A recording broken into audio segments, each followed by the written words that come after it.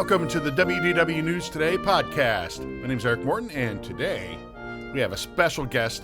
Of course, Tom Corliss is here, but also by popular demand, Mr. Josh Benish. Josh, welcome. Hey, good to be here. It's great to have you back. This is like your, I don't know, third, fourth?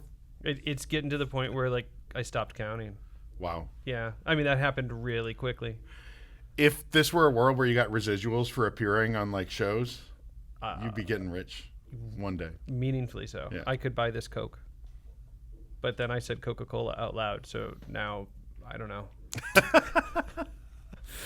All right, today we're going to talk all about DisneyQuest. This is a very highly requested episode. A lot of people want to talk about DisneyQuest, remember DisneyQuest. And with the opening of Level 99, I think perfect time for us to do it and go back and have a little retrospective on DisneyQuest.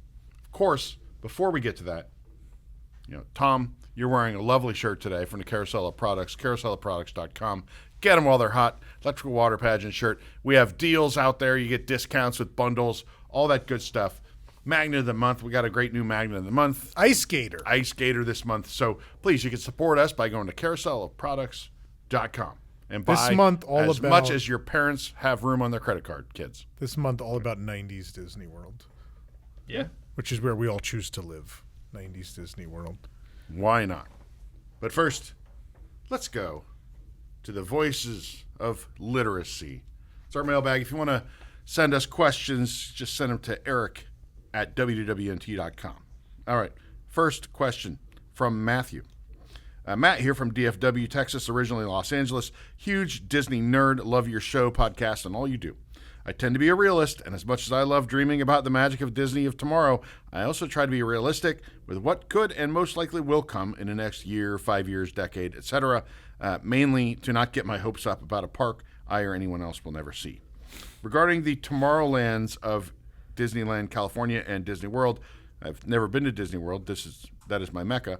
What do you realistically think is, in as much detail as possible, will be the future of Tomorrowland in the next 1 to 2 decades? I personally see Tomorrowland as either A, staying forever mediocre and in between full creative ideas from past revamps, or B, hopefully getting a full or almost fully closed in 2 decades and fully remodeled to be a retro future that never reaches expiration and incorporates modern Disney IP that execs will see as revenue generators through merch, ride throughput, etc. Hope to have you all read this and cover this on the podcast. Thanks, Matt. I mean, Florida, you're already seeing what their attempt is going to be, which is this phased sort of neutering. I don't have another good word for it, but it's slowly ripping off the 94 accents and updating. We already updated Buzz Lightyear, in the middle of Carousel of Progress. Space Mountain, very likely next. So yeah, I think just going to this clean white aesthetic, because that's kind of back in style, but not going all in on it. But just going all in on maybe the interiors of the attractions. They're either A, remodeling, or B, what'll eventually be replacements, because something has to go in the Stitch's Great Escape space. At some point, I don't think Laugh Floor is going to live much longer, given that they're getting a whole land at Hollywood Studios. So I don't think it's going to be cohesive and coherent. I think it's just going to be clean and white and futuristic enough, and then be a place where they could put kind of anything they feel fits the aesthetic. I think that's right.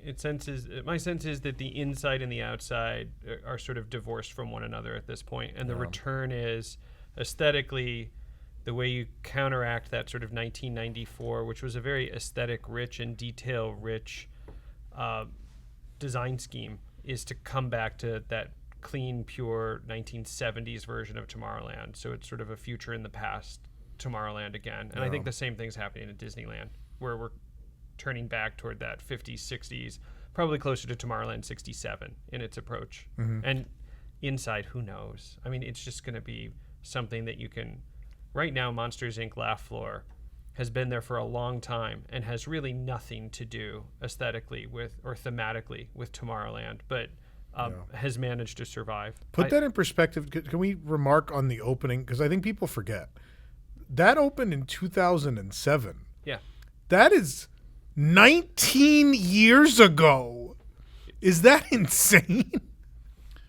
A little bit. And I think the 94, like you said, very powerful stylistically, right? Very sort of cohesive aesthetic. Now I think when they soften that, it broadens it to more things, right? You can put more things in there that don't fit so specifically into that look. Yeah. And I think that's what they're looking for, right? Because what have we learned? More IP is more powerful for them, and I think that's what they're going to do before they do the things everyone wants them to do, right? Which would be Stitch's Great Escape, and I get dozens of emails about Tomorrowland Speedway. When are they going to get rid of this? What are they going to do with it? All these things. I think before they do that, they just, it's kind of like the hotel rooms, right? Soften the theming a little bit, so kind of anything can go in there. I think they had some IPs they wanted for Tomorrowland to be successful. Lightyear was one of those, and then I think Elio was another, and I think both of them did not pan out, and so they kind of felt lost, and it became, okay, well, what do we do now? It's let's just fix up the Buzz Lightyear ride anyway. And let's update Carousel Progress, and Space Mountain needs some love. And I think sometime in the next 5 to 10 years, Speedway is going to be in that conversation. It's either going to get some love or it's going. It's one of those two things. It's probably sooner rather than later. I think Tomorrowland in particular had a lot of sort of original IP, like soft original IP, like not Figment hit you hard, but between the Carousel of Progress family and the sort of character you become, I guess, in Space Mountain and the original, not original, but the excess tech stuff from Alien Encounter, Timekeeper, even all these things were, these original IP that really connect with a lot of people. Even now, you look at Sunny Eclipse, things like that, and this is one sort of like hanging on last bastion of not IP free, but certainly looser with the studio IP than. Or more free of the studio IP than probably could be. Well, Tomorrowland I think when Disney World opened, it was the space age, right? We went to the moon, so people were into it. So I think the characters and motifs of Tomorrowland for at least the Disney World generations, they stick with them. And that's why there's a little bit of like each era still hanging on because people are not willing to let go. People are not willing to let go of Space Mountain. People are not willing to let go of Sunny Eclipse. And there'll be some pieces of the cartoon, even the cartoon version of Tomorrowland, that probably hang on because people are unwilling to let go of that. Like Stitch will always be there somewhere, probably. Yeah, there's the Stitch. There's, like you said, Monsters Inc., Buzz Lightyear, but a lot of that stuff going back to the 70s, really beloved stuff they created. Yeah. So even though I think everyone will agree that Tomorrowland as a cohesive land needs a little bit of work, I think there's a lot that people still love about Tomorrowland. It'll be interesting to see how far they go towards saving that. I think it's a good vehicle for things still. And I think that, you see Stitch, Stitch is 25 years old or coming up on 25 years old. That character is now a multi-generational character, which is really saying something. And it does sort of perfectly meld. It brings space into something that is very character driven. I mean, the same thing with Wreck-It Ralph. That's sort of the low hanging fruit that should be there. And I think there's going to be an increased sort of gamification of Tomorrowland as well. And I think you see that and it makes sense. It's logical, sort of video games and the immersive environment thing. That's sort of the next thing I would imagine, particularly like Tron. Tron plays to that, and leaning toward that sort of 70s, 80s nostalgia makes perfect sense. That's the generation of park goers that are now sort of feeling nostalgic aesthetically and otherwise, and I think you're going to get there. Yeah. Our next email comes from Liam. Hi, Eric and Tom. I've been a big fan of your channels for the past few years now, especially the Parkhive channel. Aww. And by the way, our first episode of Materially Disney dropped just the other day. Check it out on the Parkhive channel. Please go watch it. As I've grown to appreciate the history of the parks more and more as I get older, my question today is, what are you guys' favorite ride cues? I find the ride cues can be just as important for setting up a ride storytelling as the ride itself. Some of my favorites include Pirates and Tiana's, while I find Tron's to be a bit repetitive with its narration and music. Thanks for all your hard work, Liam. Tron cue is trash. Yeah.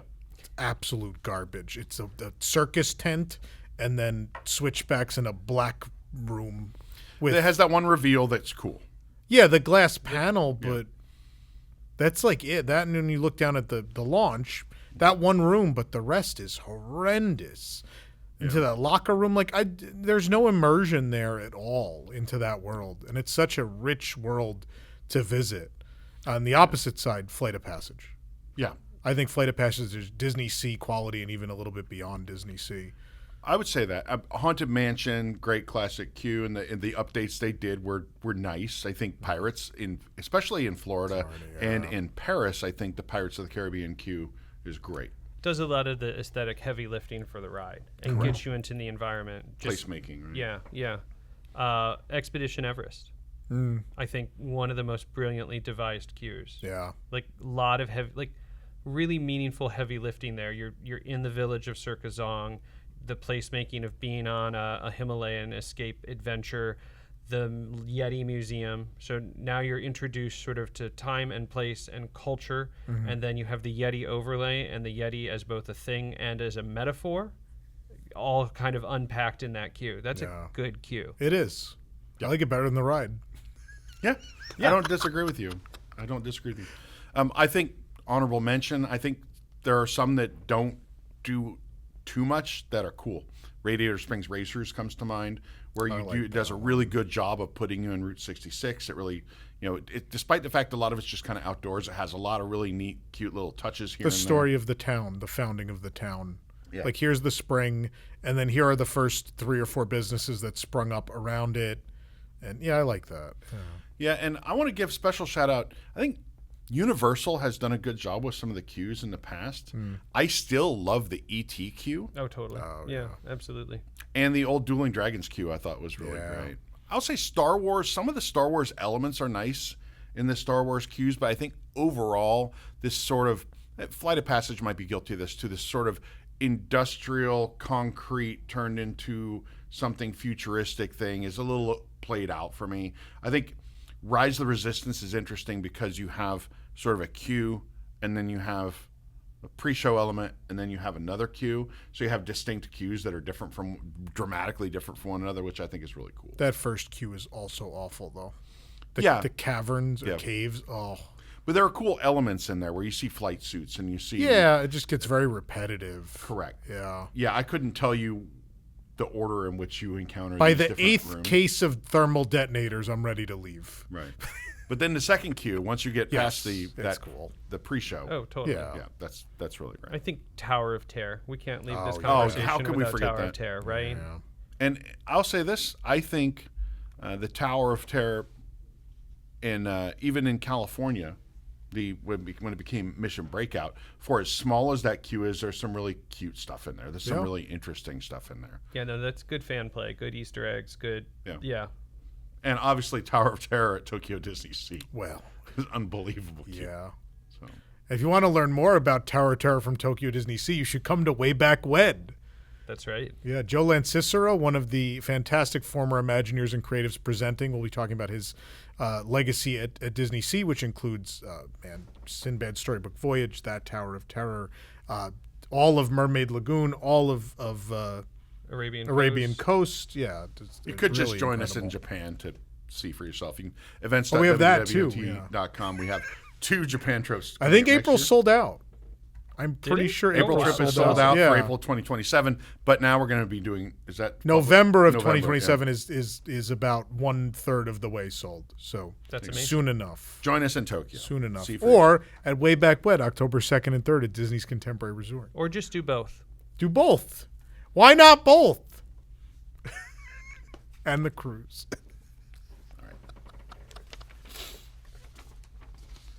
This We're really one comes good from at weaving Franny. ads in. Hi, Eric and Tom. Hi, Eric and Tom. Been a big fan of yours for years. Just a quick question: do you ever think Disney restaurants will get back to the way they were meaning their menus? It's very frustrating to go to certain restaurants like Rose and Crown, not be able to get corned beef and cabbage anymore, or go to Ale and Compass and have one steak on the menu when it's supposed to be a steakhouse. Just wondering your thoughts. It seems unlikely. Is Ale and Compass supposed to be I think Captain's Grill was supposed to be a steakhouse. I'll tell you one that says it's a steakhouse is absolutely not, is Steakhouse 71. Yeah, that's a fair one. Yeah. If that is as just a general restaurant, it's fine. As a steakhouse, it's horrible. But it still lives in the shadow of the wave. Yeah. And now and forever. The wave of American flavor. Wave of American flavors. If they had just called it Fiesta Fun Center, the restaurant, it would have been fine. And everyone would have just, okay, and you put a taco salad on the menu to get the fiesta part of it, and you're like, oh, this is a windowless restaurant in the basement of a hotel. Yeah, everything about that particular update of the Contemporary makes me furious. I like the lobby.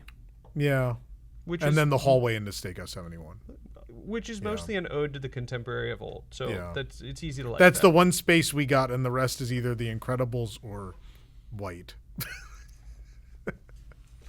And thus Tomorrowland 2027. Yeah. Okay. That bothers me. I would think Steakhouse 71 should have a menu that rivals Yachtsman or Bourbon Steak or any of the steakhouses on property. The problem was they why do you call it a steakhouse? Because they're like, oh, Steakhouse 55 at the Disneyland Hotel, and this is our version of the Disneyland Hotel, so we need to have something similar. But then you realize you're like, oh, but we already have the signature restaurant on the roof, so we don't need another signature restaurant. But we like this name. Well, there was a Concourse Steakhouse, too. Yeah. So you eliminated a steakhouse when you did that last round of refurb, and you needed to figure out how to make a steakhouse work again, because that seems to be what going to the Contemporary is. And maybe that was the thought when they started the project, but then that menu, like that person said, there wasn't a lot of steak on there to begin with, and now there's almost none. No, I assume the planning was like they wanted to hit a price point, and that price point was something below steakhouse. Yeah. In terms of just a serviceable table service restaurant for resort guests. Mm-hmm. And something it could offer to go also. This question is great because Josh is here. Not that nothing personal against you, Tom, but I think it applies to both of you, and it comes from Maria. Maria says, I love the podcast. I'm excited for Materially Disney. The first episode was awesome. Recently, I was thrifting and found a Splash Mountain picture frame for $1.50. Picture attached. That's a good deal. My question is, what is the best deal you have ever gotten on a Disney item, both on and off property? Oh, man. That's tough. That's tough not having seen that in advance. I have a feeling Josh can't even share with us some of the best stuff Probably he's, not. Acquired and flipped. Probably for the best. Yeah, there's probably the best we can talk about, right? Is that Oh, not the time you bought Michael Eisner's car and then sold it back to him for twice the price. The best deal. Wow, let's start with you, Eric. What is the best deal? I mean, gosh, I'm not a prolific collector of things, but I have some of my artwork that I've gotten that I felt was a really good deal. Where, in particular, one of your clays in my office, I think had originally been like $600, and I got it for like $120. Probably still was worth $30, but I got that was a good deal to me. I'm not a fine art person though, so I would defer to Josh on whether or not I got a good deal on that. But I have my number one thing is I wanted to collect these Haunted Mansion stretching room pictures that this is like, I don't know, 2005 or something like that. And there was a limited edition of 250 of them. And I got 2 of them, and I found them. And then I found one of the LE in Fort Lauderdale at the Sawgrass Mills Disney character outlet or whatever. Oh, that's amazing. That one. And I got my third. I've never got the 4th one, but I got that. Which one are you missing? I don't remember. You'll have to come to my house and see. Okay. And the hitchhiking ghost statues that you can get a fortune for now. We have 2 of them. Oh, the Halloween. Lee had one before we ever met, and then I had one. This was the yard ones, figures. The yard figures. They're worth a mint. Even mine's broken. I could probably still get a lot for it. But my mother dropped my Hatbox Ghost. But I think I got it pretty cheap. Tombstone. Hitchhiking Ghost for $80 or something, and I've seen them for thousands of dollars on eBay. I can tell you the worst deal I ever got at a Disney park. The Ghost Toast jars. Oh, yeah. I paid full price for those stupid jars at the Haunted Mansion 50th event, and then they were all discounted. The only saving grace is someone got me the completer one, which was... The Club 33. It's a Club 33 one, right? Yeah. So I do have one of the few full sets, but I did pay full price for them. I have a bunch of them, but I think they were like $5 a piece. Yeah, they blew them out. Oh, we paid a lot more, and then we also had to bring those across the country because they released didn't ship from that event. Disneyland, and no one knew right. they were coming out here. Yeah, that's right. Yeah, it was super. That super makes you fun. in the Venn diagram sort of sufficiently like blind and stupid enough. Let's just go with that. Yeah. Stupid enough to buy For them those, all, yeah. connected enough to get Light the up completer. ghost jars. Yeah. It's a pretty stupid premise to begin with, but I love them. They were conceptually so much better than in reality. Yeah. That was one of those things. Yeah. And when you order stuff off of an online catalog rather than seeing it in person. Yep. Yeah. That's what happens. Best deal? Does the World of Disney Store Fifth Avenue count as on property? God, that used to be amazing. The going out of business sale. We bought art at 75% off, and then they realized they were supposed to send it back to Florida and not sell it at 75% off. I also bought, I think, several hundred Hannah Montana High School Musical Sunny with the Chance pins at less than $1 each for trading. So that was probably the best on-site deal. Best off-site deal, an Imagineer liquidated their models of the Nautilus and a banister from the Haunted Mansion to me, but I won't disclose a price. Okay. All right, Josh. He's going to beat us all, so I wanted to This get is in tough. first. I'm gonna do this without talking about numbers, though, and I think we're gonna make it like a discovery story, and it's probably a preview of a materially Disney to come. So let's do this. I was put in touch with a family of a departed Imagineer who was a really great guy that I never had the chance to meet. But what's so cool about sometimes going through someone's collection like that and going through the trappings of what they worked on and brought home, you get to learn about a person, and you're sitting with the family and talking and having such a wonderful time. And I walked into a house in Southern California with no expectations, and all of these things were being shown to me, which were very cool, sort of concept work from attractions that never existed and things like that. And then there was a coffee table that had been loaded up with everything Disney that they thought was in the household, and it was full of like the Pizza Hut puppets from like Beauty and the Beast, and a couple popcorn buckets, and think like anything figural in Disney. So it was a lot of like souvenir-y stuff. And there was this one weird thing on the table, and I spotted it instantly. As like one of these things is not quite like the other. And we sat, and I was very cool about it for a couple hours, and started talking about what they might be interested in parting with. And they said, well, we want to keep some of this stuff, but like everything over here, if there's anything you're interested in this thing, I said, well, I really like this model here. And it was a little guy looking through a telescope, and they said, well, oh, of course you can have that. And they named a price which was obscenely low. Think like $1.50 for a Splash Mountain picture frame low. And I was like, oh no, like it's more than that. And I said, if I tell you a number that's okay for me, you have to promise me that you're not going to like not sell it to me, because I want it. And so we figured out a number that worked, and what it is that it's the original maquette, it's the original model of the Dreamfinder in his first iteration. It is the one that survives. And he looks so similar and yet so different. And it's one of the things that like the archives has like some production photos from the early work on Journey into Imagination. But this still lives. And he had taken it home when the model had wrapped, and they struck the model, and it was one of the first things that he had worked on. And it was like a keepsake, and it sat in his office for years and years, and no one really knew what it was because it was just not Disney enough, and without the context of so and it is to this day a prized possession as a Epcot fanboy. As you would imagine. And, but it was one of those weird discoveries in the wild where it was sitting, frankly, it was sitting around like toys and junk.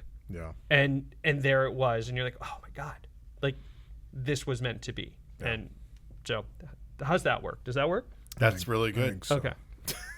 So you paid $1.50 for the Dreamfinder. That's right. Way to one up us. I've only been asked 85 times in the last week what was paid for the castle. We're not saying, I don't think. A lot. Yeah. That was like yell at territory. We were like, that was like, oh, let's have a household discussion as to whether or not that was an appropriate expenditure. Yeah. And yes, the answer was yes. Everybody was on the same page about that. But yeah, it's how do you put a number? Some of this stuff, how do you put a number on it? And that was one of those. Castle or Dreamfinder, probably in that realm. I think so. Yeah. I think so. I mean, maybe Castle more than Dreamfinder, just because of.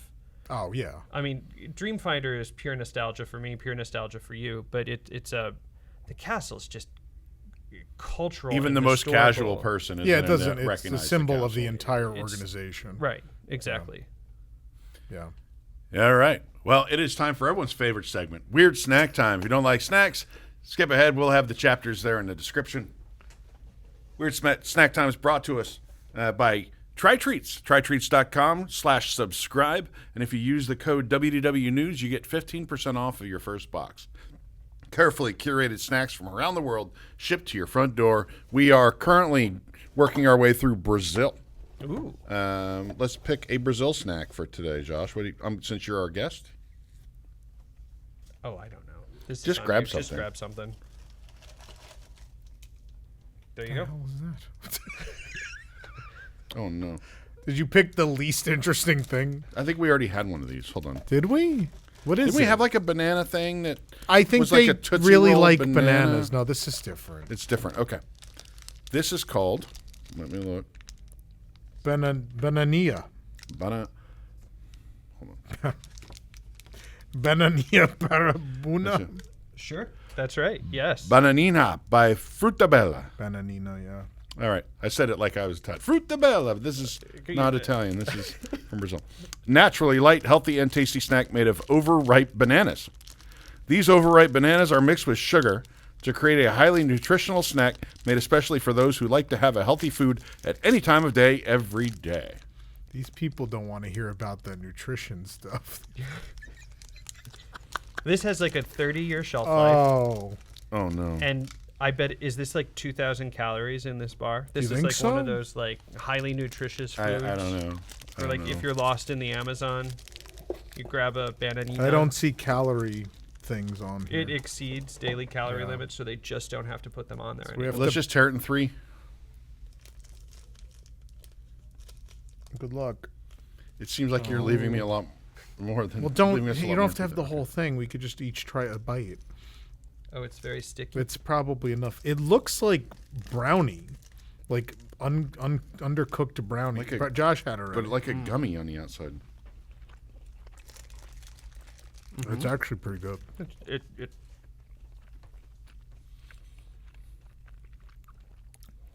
No. I know it's healthy. It's consistent with what's on the tin. It's rotten banana and sugar compressed together in a bar. Yep.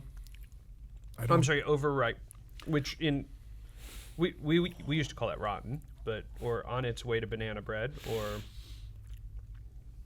Instead of bread, it was turned into a chew. I hate it. I don't. We rate these 1 through 7. I'm giving it a 1. I like 4. I don't think it's bad. you rose to his defense and went with 4 because that's still pretty middling. 4's middle of the road. I don't think it's bad. slightly It wouldn't better be than the normal. snack I reach for, but I wouldn't mind. Yeah, I'm like a 3. All right, well, there you have it. TryTreats.com. Check them out. Strong endorsement. Another strong If endorsement. they were all winners, it wouldn't be any fun. That's true. All That's why right. it's called Try Treats. It's not called Like Treats. Correct. You never know what you're going to get. You could get ham Life. kicks. It's like Forrest Gump said, life is like a Try Treats box. You never know what you're going to get. Correct. All right. Today we're talking about DisneyQuest. Josh has the shirt. You brought the map. Thank you very much for that. Well, we had to have some sort of thing to gesture to as we walked through what DisneyQuest was. So. The first DisneyQuest opened at Walt Disney World, downtown Disney, West Side, June 19th, 1998. It was housed in a 5-story building rather than a conventional outdoor park. Disney's own 1999 annual report described each facility as approximately 90,000 square feet. This was about 100,000. This is when Disney was trying to do these regional attractions. This was sort of the first of its kind. Around the same time, like Sega was doing this, there was GameWorks, which was DreamWorks. That was what Steven Spielberg, Jeffrey Katzenberg, and David Geffen did that. And a lot of people speculate that Eisner got into this just because Jeffrey Katzenberg was into it. I don't know if that's true. Maybe, but there was the regional entertainment trend had been a thing for a couple of years, and Disney had tried a couple things before, like Club Disney. There's some things that fall under that. Absolutely. So there was a whole division created around these type of things, right? Yeah. ESPN Zones came out of this this whole thing. They were trying all sorts of wacky things. They were thinking about like doing a lot of like themed dining and such. We've seen concept art where they were taking the successful Disney MGM Studios restaurants and trying to set up like a regional entertainment version of it, where like you could go to like Mall of America or something like that and eat it, the Sci-Fi Dine-In. And they were going to try to do like a Mickey restaurant next to some Disney stores. That was a thing that made it all the way to. I mean, they did it for a while. The Disney Kitchen concept. Mm-hmm. I think there were like 2 or 3 of them, mostly in Southern California and test markets there. Yeah. Yeah, this Disney regional entertainment, the Club Disney, ESPN Zone, DisneyQuest, they were talking about putting this in as many as 20 U.S. cities. Yeah. They really wanted to bring Disney to you. It was very aggressive, I think, for its time to try to say there could be a Disney everywhere, right? And I mean, the Disney Store was going strong. They were doing both Disney stores and Disney Gallery stores, and it does feel logical. Well, what set this apart from something like Dave & Buster's is that they were creating original games. Yeah. So if you're going to put that amount of time, effort, and energy, Imagineering sweat into creating this game, you can't just have it at one place. That doesn't make any sense, right? You've already done all the R&D and created these games. Why not put them in 20 places? That seems to make sense to me. What maybe didn't make sense was, I think, from its early genesis, they had trouble describing what they were building, right? It's not really an arcade. It's not really a theme park. It's a regional destination.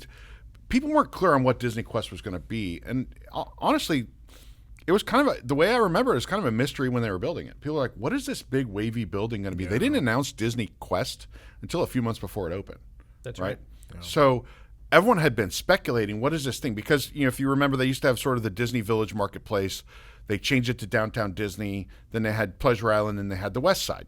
Yeah. And so this was anchoring the West Side really with Cirque du Soleil and all these things they were creating out there. But everyone wasn't clear on what it was going to be. And I think even from a very early state, they had trouble explaining to people what DisneyQuest was going to be. I'm not sure they even knew. They knew they had some cool stuff they had created, but they weren't sure how to say to the American public, this is what you're getting when you pay money to come in the door. I think that the Downtown Disney positioning of it was both a blessing and a curse, because what you were creating was regional entertainment, and what you did was you launched regional entertainment at Walt Disney World.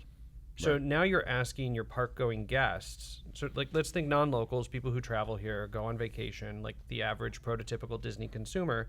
You're saying, well, here's this black box thing, which we're going to call like a virtual theme park, 5 floors of virtual fun, whatever all the marketing speak was. I need you, though, to like trade off time in an actual theme park in order to experience the virtual theme park, and do so with it's more money. And they didn't even know that people were going to carve out more time to go to Downtown Disney. Like that was the other part of the problem was we're going to expand Downtown Disney. We're going to add more to the marketplace. We're going to open up Pleasure Island so you could walk past it and eventually walk through it.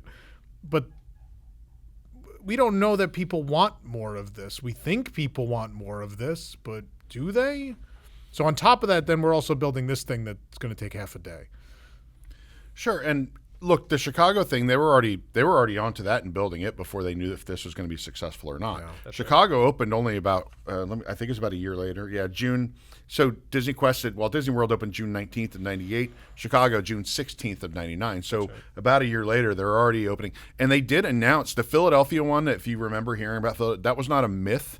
That was in an annual report. Like they were going to build the Philadelphia one. They broke ground on the Philadelphia one. They didn't get real far, but they did do that. Chicago then opens in the urban core of Chicago. Kind of a weird part of Chicago, though. Ultimately, it was on Ohio, right? So it was a few blocks west of Michigan. Yeah, on one of the parallel streets. ESPN Zone right next to it. Right. Kind of in like that was like the Rainforest Cafe corridor coming into Chicago. And by the way, with all this regional stuff, it was never clear to me.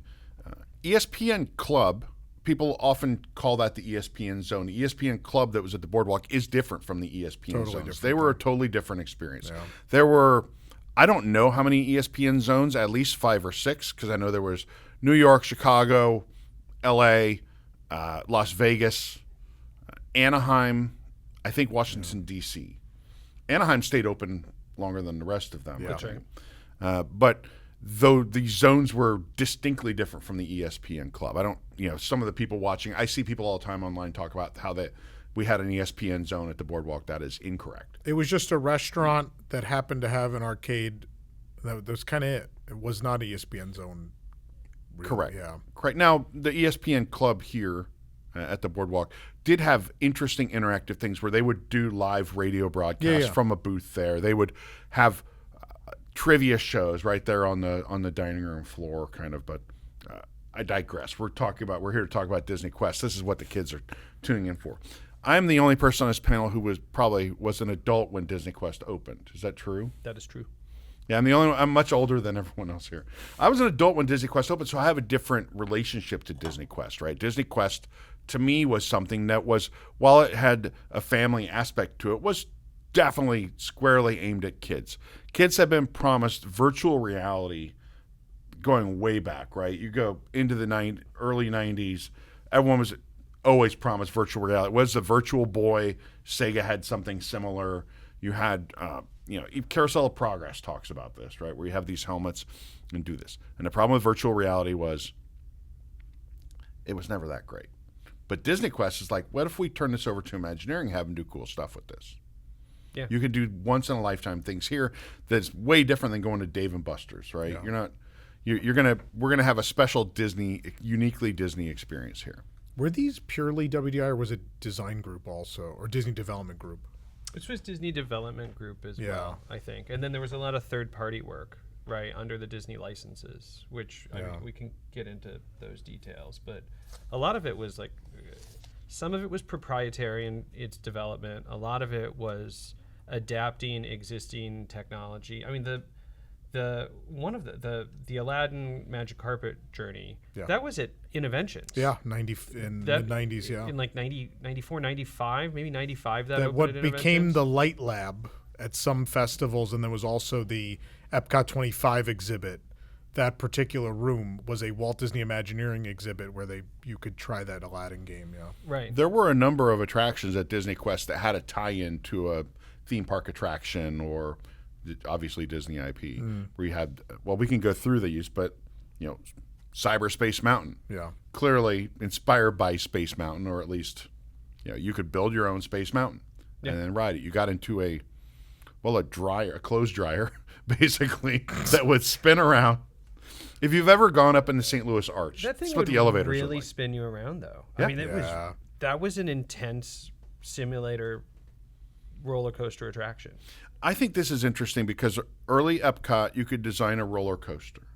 There was a touch screen thing, and there were only a few elements that you could add, and there was a little beaver that would say, like, gee, that's swell. Do you remember this? Yeah. So you could do this.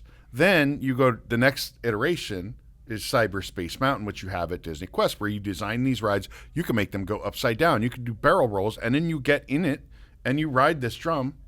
And then the next iteration of this is the Sum of All Thrills in the same space where the old beaver thing used to be back at Epcot. My favorite part about Cyberspace Mountain was that you could take it home with you then. So you went from this virtual reality cutting-edge roller coaster to, hey, wouldn't it be cool to have a VHS tape of me being spun around in a simulator and also get to see the roller coaster that I selected? Very cool, right? It did it for me. Yeah. I mean, were the graphics great? No. But it was cool. It was a cool experience. It was fun. Although the roller coaster graphics were, that lended itself, sort of space roller coaster graphics lend itself. It's better than sort of like very vectored virtual dinosaurs on the Jungle Cruise or. But isn't that interesting though that you go, the next iteration of the beaver thing is then Cyberspace Mountain, and the next version of it goes right back to the same spot to do Sum of All Thrills. I think that's because they stopped investing in DisneyQuest. So it's a thing that probably would have made sense as a DisneyQuest thing, but they had given up on it at that point. I mean, arguably they gave up on it in 2002. Yeah. Just They were like, well, we'll put that pirate thing in, and then There was after like that, one more investment, and then like I think we tried. So we had Cyberspace Mountain. Guest designed a roller coaster and rode it in motion simulator. Then Aladdin's Magic Carpet Ride, an early head-mounted VR experience. Sabrina was just sharing with us the sort of safety brief that cast members had there. Sabrina worked at 2002 to. Yeah, like I was there that summer, so like April to August of 2002. Wow. Sabrina worked at DisneyQuest. You had to wear a safety turban, which was your VR helmet. Safety turban. I think that's pretty funny. Not in so- 2026. But yeah, but Aladdin's Magic Carpet Ride, and it was. To be fair, you look at it, it's pretty cool, but the graphics were a little lame, right? They were Windows. It was like running on Windows 95. It was horrendous. It was pretty bad. The headset hurt very badly, and the thing you sat on hurt very badly, and there was no payoff from the game element nor the graphics. Other than that, it was great. Look, I've noticed this, and look, we went last year. Was it last year? We went to the opening of Universal Horror Unleashed, but we went to Area. They've somehow made it almost a year. We went to Area. We went to Area 15. And there are a number of these little VR experiences you can do, and they might look a little better, but they're just as lame as they were in the 90s. Right? No one's learned from Disney Quest. Like people still look. There's great regional entertainment. Area 15 is home to Omega Mart. Tremendous. Meow Wolf does tremendous regional entertainment. They cracked the code, but it seems like almost everybody else is. All the little side like games. Netflix House is not going well anywhere. They've done that thing, and it's so weird to watch everyone else fail again at this. But then there are things like Omega Mart where they've cracked the code somehow. Right. Omega Mart's in the same building. Yeah. But these are little side things you pay a few extra bucks for here and there, which is a lot of VR crap. It's just funny to see something so great, and then some of those little tenants in there are just, generic, kind of like off the shelf. It's like I bought a couple of VR machines off the shelf. Let's throw them in a space and charge people for them. Yeah. But I think there is regional entertainment that has worked though. I mean, like you just have to target what your audience is and get it very precise. When I'm thinking about like the camp experiences that are at cities around the U.S. where they'll take and they're very much targeted towards sort of like preschool, kindergartner, that sort of thing. But it's like Camp and Bluey have a collaboration, or Camp and this property have and it's just enough of that. It's like the afternoon. It's like a half a day sort of experience, and it's a little bit immersive, and it's a little bit hands-on, and it's very sort of storytelling driven and character driven. And I think that's what DisneyQuest was trying to do, was they were trying to take technology and Disney storytelling and put it together in a way that didn't involve building a theme park. But I think the technology just wasn't there. The storytelling was there. The technology, like the problem with like Aladdin and the Magic Carpet Ride wasn't the concept of getting to fly on a virtual magic carpet. It was the execution that by the time it was built in 1998, 1999, that wasn't it. That wasn't cutting edge enough. And I think that's the constant fight. Eventually we'll get to a technology where there's enough sort of plug and play and replace and keep it current and keep it relevant to what's sort of popular now. But it wasn't this at that point.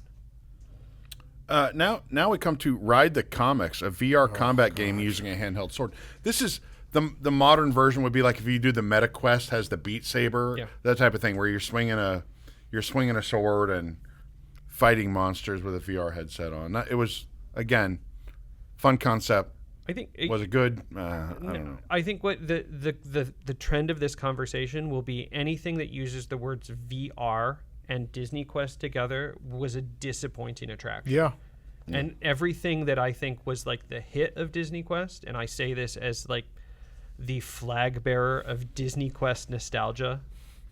I won't say like the ultimate DisneyQuest fanboy, but among them, there's a small group of us. We meet on the internet on Tuesdays.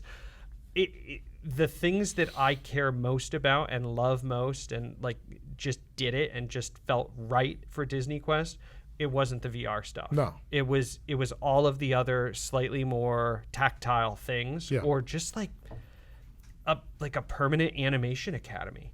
Just like having that and being able to have sort of that throughput and a place to go when it's 95 degrees outside, and you sit and you do, like, you get taught how to draw something. Yeah. Is that like cutting edge necessarily? No, but does that work in a sort of regional entertainment model where you're extending sort of IP and character and brand and giving people sort of that dose of Disney animation magic? Yeah, that's pretty obvious. Yeah, I think what we'll talk about, the summary of this entire thing will be that DisneyQuest failed hard, but there are a couple things that changed the industry forever.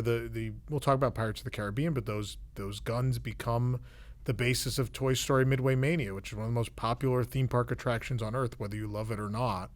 And then Animation Academy, like, it came out of DisneyQuest, and they tried to kill it, and people told them, no, we want that. And it keeps coming back and coming back and coming back. Probably not just the guns with Midway Mania. The entire concept of Midway Mania is, let's take a DisneyQuest attraction, put it on a ride track where the games are interchangeable and can be removed. And like, there could be a Toy Story 5 update for Toy Story Midway Mania, and it would make perfect sense, and it would be a new shot of relevance and timeliness, and That's what DisneyQuest was trying to do. Remember when they promised us Toy Story Mania holiday overlays? Remember that? Yeah. Hey, but to their credit, last year they did have the 70th anniversary at Disneyland. It's still going. But I'm saying stickers. Yeah, where you have the stickers. 70th stickers thrown all over the attraction. Yeah. So I just like that they sold the sheet of stickers. That was the highlight. So it was in the ride, and then you could buy the sheet of stickers. Virtual Jungle Cruise. Yeah. Guests paddled a physical raft through a projected environment. I think now they're starting to kind of get into things that are more tactile and a little bit more interesting to people. Yeah. I think this was a fun experience. You were in a rubber raft. Yeah. And it was on like an Airtable floaty thing. It inflated while you had oars. And you had oars with wheels on them. Yeah. And you were chasing a thing. You were trying to get something that was in the water. Let Josh give you the backstory. I'm sure Josh would like to tell the backstory because it's insane. It's a complicated backstory that I don't. Yeah. It's Professor Wayne Zelinsky of Honey, I Shrunk the Kids fame creates this time transporting device, and you're in the Magic Kingdom, and you get transported back in time on the Jungle Cruise. So it's Land of the Lost. It's at its genesis, right? Kind of. Yeah. And you need to. The MacGuffin is this time device, this time transporting device, because the Jungle Cruise in its earlier time was ridden with dinosaurs and danger, and so you're paddling on the Jungle Cruise with its sort of. But you're in a raft. You're in a raft. You're paddling on the Jungle Cruise. But the Jungle Cruise is both the Jungle Cruise, but also full of dinosaurs, and you need to get the time thing to come back. And I forget what the time gizmo before the slee stacks get you. And according to Sabrina, there was no way to win. Correct. You could not get the MacGuffin. Correct. Which there's no better virtual game than one you virtually can't win. But I just like falling off the back of the raft. If you're my age though, you talk to kids when people that were a half a generation before you, they talk about video games and beating games. You're like, wait, but when I went, it just went faster and faster and faster until you died. There was no actual like that's how video like games a Pac-Man were. or Your Gen X, right? Any of those, yeah. I'm just so impressed by how many you think now is the era of IP, right? It wasn't good enough to have a raft ride without a theme. Right? Because your DisneyQuest, you have to have a theme. So they're like, well, what kind of theme should we do? They're like, the Jungle Cruise. They're like, yeah, but the Jungle Cruise isn't interesting enough as a raft ride. Let's add dinosaurs. Yeah.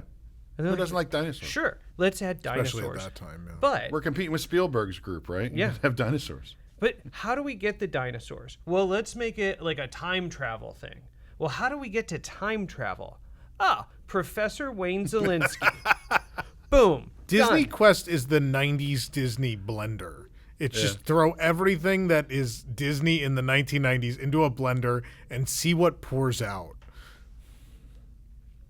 We're not done with things that tie in. We're not even close. No. Next, we have the Animation Academy, computerized Disney character drawing. Yeah. Right. So we kind of all know what that is. There's sort of you could still kind of do that at different places. So. Mighty Ducks Pinball Slam. Guests become human Lord. pinballs on a large projected playfield. No. You stand on a thing No. and you look at a screen. It had and an play absurd pinball. height requirement. Wasn't it like 48 inches or something? Something. You had to be like relatively tall to throw yourself around on that platform in order to be a human pinball. They were tall. They were high off the ground. Yeah. And you're really, like, you were going pretty far in every direction. Yeah. So I just want to go back to Ride the Comics for a moment, if I can, because I feel like we glossed over that one far too quickly. My favorite thing about Ride the Comics, which is right here, it's actually on multiple levels here. My favorite thing about Ride the Comics is not only did they come up with a VR experience where you would be blinded from the real world by a headset, but they decided the experience should take place on what looks like sort of a spaceship that's wide open and does not have very high fall protection. So you are facing outward into a chasm over the middle of DisneyQuest without being able to actually see anything, and you're required to swing a bat or a virtual saber around wildly while doing that. So I'm very surprised it never ended poorly, but I two things to say about that. One, I love that DisneyQuest was designed as such a purpose-built building. They so confident were they that this was going to be a thing. These were cantilevered out over just a giant multi-story void. Mm-hmm. This building could never have been used for anything else other than DisneyQuest, and arguably wasn't even useful as DisneyQuest because navigating between the floors, as I recall, was one of the more cumbersome adventures. Amazing, but cumbersome. Yeah, because there were places you'd go up a floor in one spot, but you couldn't then proceed to the next floor from there. You had to fight through the entirety of the floor. And I love that Ride the Comics was one of those things where they said, we're going to make this very IP rich and we're going to leverage all of these existing properties everywhere here, except for Ride the Comics, where we're going to create our own characters and own story. Because we couldn't have possibly thought of an IP to use that technology or that storyline for. No one wanted to pay George Lucas anything. I thought Sabrina had something to add. Well, I was going to say, and part of it was, too, they didn't want you fighting actual Disney villains.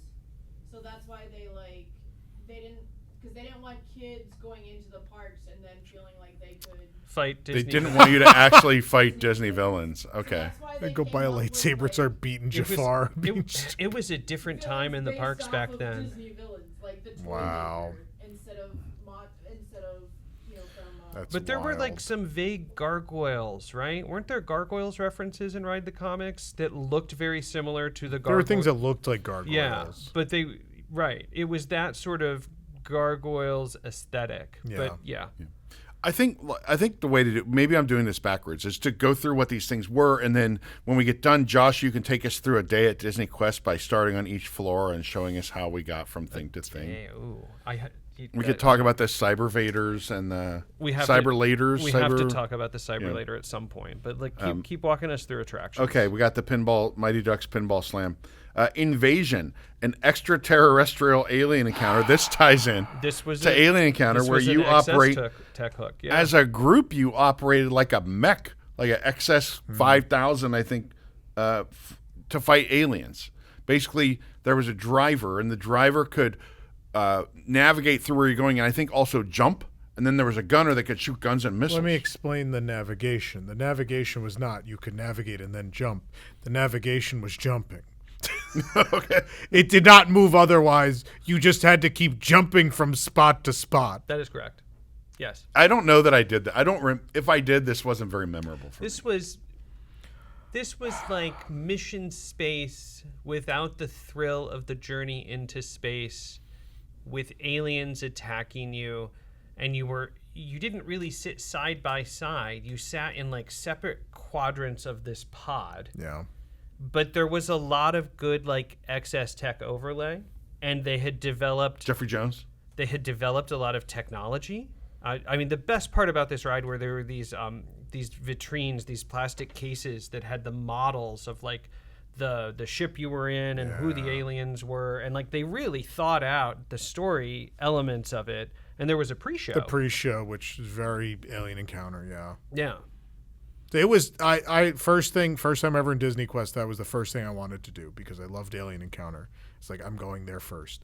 And that set the tone for the disappointment that would follow through the rest of the day. It was very exciting leading up to it, and then once you're in that pod, you went, "Oh no, I know why people don't like this. I get it now." There were a number of things where you created things, right? So you had the Radio Disney Songmaker. You could mix your own music. That was capacity expansion. That was a later Was edition. it later? That was not an opening day attraction. Songmaker came about in like 01-ish, 02-ish, right? Like when Battle for Buccaneer Gold, Pirates of the Caribbean. Right. Yeah. Then we had Sid's Create-A-Toy. Mm-hmm. That was amazing. Which was super cool in the beginning and then very bad later because they took the whole hook of the thing away. Which was that you could Explain take home. That you could actually take the toy home. Yeah. So Yeah, later you couldn't. There were no parts. So DisneyQuest, I believe, was the first meaningful or attraction-based theme park tie-in for Toy Story.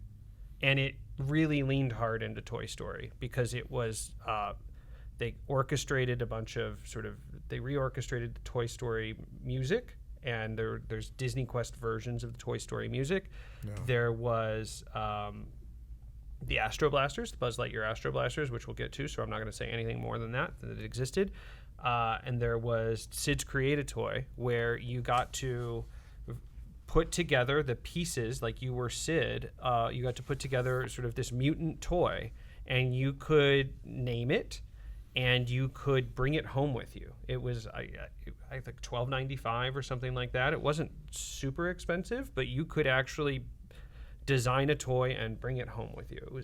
It was cool. Like my 11-year-old heart really sang for that. That's pretty neat. I mean, Toy Story there made a lot of sense. Number one, the timing. That movie came out in the mid-'90s, and this is in development, and so it made sense. But also, number one, the fact that it's the first full CGI movie, and we're building what's supposed to be the hip new thing with VR and video games. That made sense there. And then on top of it, it's toys. It's play. This is a place for people to come play. So it made way too much sense to not have a bunch of Toy Story stuff. Well, and aesthetically, it all hit that like nostalgic future thing, right? Yeah. It made perfect sense in the replay zone to have a nod to Buzz Lightyear. It just like perfect sense. Yeah. Buzz Lightyear's Astro Blasters. This best is like This is the greatest thing The in best the world. thing in the full building. contact Yeah. bumper cars Yeah. with weapons. No, this is like one of the few first times where you could, in the field of combat, which was the bumper car floor, you could turn guest The on irregularly guest. shaped. Can we just start with the shape of the floor? Because it was like you could have just made like this semicircle thing, and they're like, no, there's a little more space to the left. Let's make a weird side pocket alley. A dog leg. Let's dog leg it over there. Yep, absolutely. So the premise, if you don't know this, you need to know this. Because like they managed to take bumper cars and make them 100 times better than bumper cars. It was a 2-person operation. Somebody drove a bumper car that could go forward or backwards and turn left and right, obviously. Someone else was the gunner. The gunner could launch through a push-button aimable cannon asteroids, which were foam balls. How did you get the foam balls? You ran over them. You had to drive over them and pick them up off the floor and sweep them up into this like containment unit beneath your seat. You could then launch those foam balls, or I guess they were rubbery. You could launch They were Nerf balls. They were Nerf. They were Nerf? Sabrina says. Okay.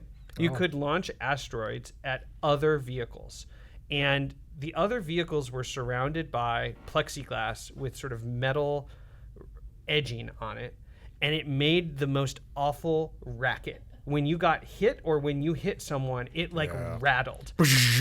But it didn't just rattle because all of those windows in the other bumper cars had sensors. And the sensors would cause, if you hit another car, it would shut down and it would disable your ability to drive for a moment in time or for 10 seconds or something like that. And the car would spin in a circle while lights flashed Like Men in inside. Black. Make people spin Kind of, around the yeah. whole time. Yeah, like that. There was nothing more satisfying than hitting someone and they spin and you just load up the next ball and the second they're done spinning, you hit them again. And there was a steep enough learning curve and a lack enough of like knowledge about what the attraction was that people didn't understand what was happening. And you could look them in the eyes and see their frustration. And then shoot them. And then do it again. It was amazing. If you were at all annoyed with the foreign tour groups in the park all day, the one place you could go get your revenge was DisneyQuest because they did not know what was happening and you just light them up for 90 seconds. And the way it worked was because it's forward backwards and because the cannon is only front mounted, you knew that you could come in on the side and pin people at the side and shoot them and just back up that little bit to watch them spin. They couldn't do anything to you because you could just keep going at them and they couldn't get their cannon at you. It was like rude. It was like World War I like aeronautical tactics, like played out in bumper car form. If you're my age and you grew up playing like Nintendo Entertainment System, right? Mike Tyson's Punch Out, like it's so frustrating in some of those old video games. Like you're getting punched, and no matter what you do with the buttons, you can't do anything to defend yourself. Yeah, like once you get to a certain point, you're just screwed. I was like a crafty 11-year-old though, so like that gave me a great deal of joy. I can't tell you how many people, at least 3 or 4 times. So maybe I can tell you how many. 3 or 4 times I saw people get angry, open the door, and end the attraction because they would just e-stop the thing. Sabrina, how many times do you have to e-stop that? Not as many as you would think. Oh. Because there was you couldn't just open the door of the whole. There was a magnetic lock on it. Oh, maybe they didn't work so well by the end. You might have been able to. I'm talking about the 2010, so maybe maybe you could just pop them open at that point. How many of these people that stormed out of there were your father? Like you just pelting your dad in the corner. I picture your dad's in the corner. Take them eventually. Here's my DisneyQuest story. We in 1998 were going to get tickets. We went to the front desk at the Grand Floridian to buy tickets for DisneyQuest, and the cast member who worked at Disney World said, "Oh, it's not that great. You probably shouldn't go," and we didn't go. And so I didn't go to DisneyQuest until 2009 when Disney gave us the premier passports, which included DisneyQuest access. I remember, just a little side thing, you could buy DisneyQuest as part of the premier annual pass. Yeah. They also had a pass that was water parks and Disney and DisneyQuest. Yeah. There was some annual pass that was just the water parks and DisneyQuest. I remember when I had an annual pass and DisneyQuest shut down, they're like, "Oh, yeah, you could play Oak Trail golf course, right? Or you can go to like Winter Summerland." I think it was like they just had to pivot. They shut down like without enough notice to actually have the annual passes not included. No one thought there were passes. In fairness, they're just like someone in the ticketing is like, "We have to give them something." They're like, "You figure it out." Oak Trail, here you go. Like, or discount. They're looking at the whole list of things offered at Disney World. They're like, "There's this 9-hole thing we have. Apparently, I didn't know. Can we give that to people?" Magic mirrors. You turn yourself into a cartoon, basically. There's a camera, a screen, take your picture, and then you could drag your features around. I don't even remember this. That was short. Yeah, that was short. There was a lot of like looking at yourself. Oh yeah, magic mirrors. There was C4. Yeah, There's a create. it was down over by. It was across from Animation Academy. Yeah. It was in between at the time the song one and the Build-A-Toy. Wow. Between the songs and the by the time I went. The best part of the Magic Mirror thing was the chairs were really cool. Were they? They were like the black Mickey-eared back with red upholstery and these big yellow like bases to not topple over. Oh, cool. Yeah. Like the design, the DisneyQuest was like like DisneyQuest nailed design, and we'll go into that after. I want to talk about one of my favorite things. One of the 2 things I remember the most about DisneyQuest were the Cyberspace Mountain and Treasure of the Incas. Oh, amazing! Yes. So, guest-controlled shoebox-sized remote-controlled Jeeps from consoles equipped with steering wheels and monitors. A camera mounted on each Jeep supplied a live first-person video feed. The Jeeps travel through a miniature Incan archaeological maze, roughly 800 to 1,000 square feet. Beneath a transparent floor, other members of your group could then look down in the maze and call out directions to the person driving. If you're driving, it really looked like you were driving through a jungle. Yeah. And then you could have someone call out. Now, there are conflicting reports as to why this went away. One Are there? Yeah, 'Cause well, I've only there was a heard fire. one. There was a fire. Yeah. But also, as more and more people started carrying cell phones interfered with the signal because these are radio controlled. Oh, that's distinct. There was apparently, a vehicle caught on fire. Yeah. Which is a little unnerving, I guess, when you're like, how do we get to this vehicle that's on fire that's trapped beneath us in the floor? So you're walking on top of this area looking at this and see this thing on fire. But also, as cell phones became more prevalent, apparently it caused more interference. I believe that. Here's what's important about that. That was free. You didn't have to pay to play it. But in the beginning of DisneyQuest, you could get tickets. And there were up on the other floors where you had to pay to play, like games of chance, things like that would spit out tickets. That was a way to not have to pay and to get tickets, because every time you pulled into like a little treasure port, it would kick tickets out to you. And the prizes at DisneyQuest opening couple years, were DisneyQuest branded things. So you could get keychains and like those magic towel things and magnets of the DisneyQuest characters from like such hits as Ride the Comics. And if you have a Ride the Comics t-shirt, we'd like to know about it. Desperately. I think it was a shirt, but there's a poster. There were shirts, there were Was there? posters, yeah. Oh. There were pins.